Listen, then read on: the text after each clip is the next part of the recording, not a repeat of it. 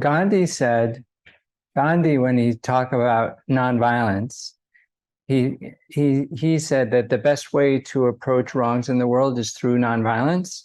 But if you're not capable of being nonviolent in the face of injustice, then sometimes violence is correct, right? But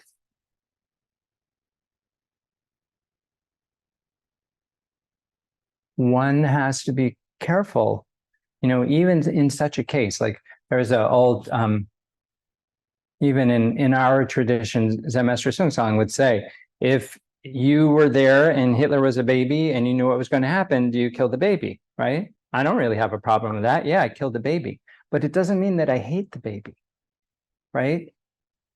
It doesn't mean that I think you were bad or you were wrong. The baby hasn't done anything wrong. That's actually, the baby is actually the conditions that led to Hitler. Remember I was saying, so that you see, so that you are able to stop the conditions.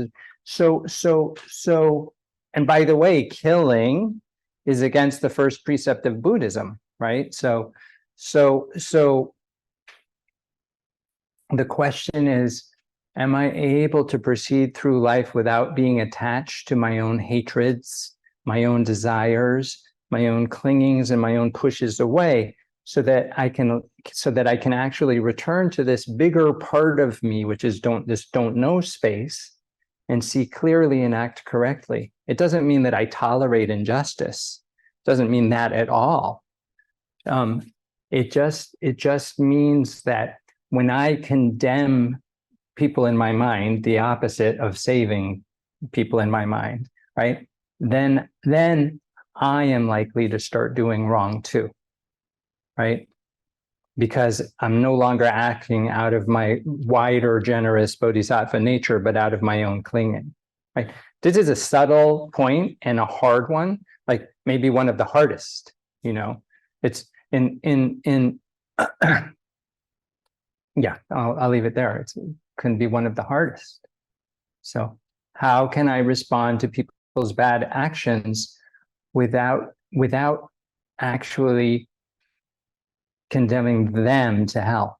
So I was listening to a Tibetan teacher, and he was talking. He was like, first he said, okay, somebody hits you with a stick, so should you punish the stick?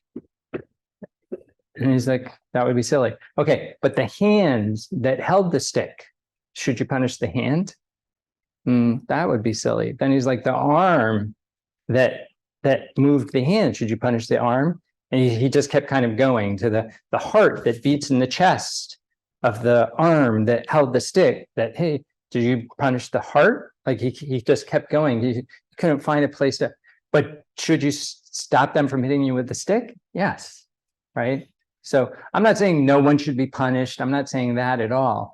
What I'm saying is that one by one, each thing arises one by one. Our response comes spontaneously to each thing, right?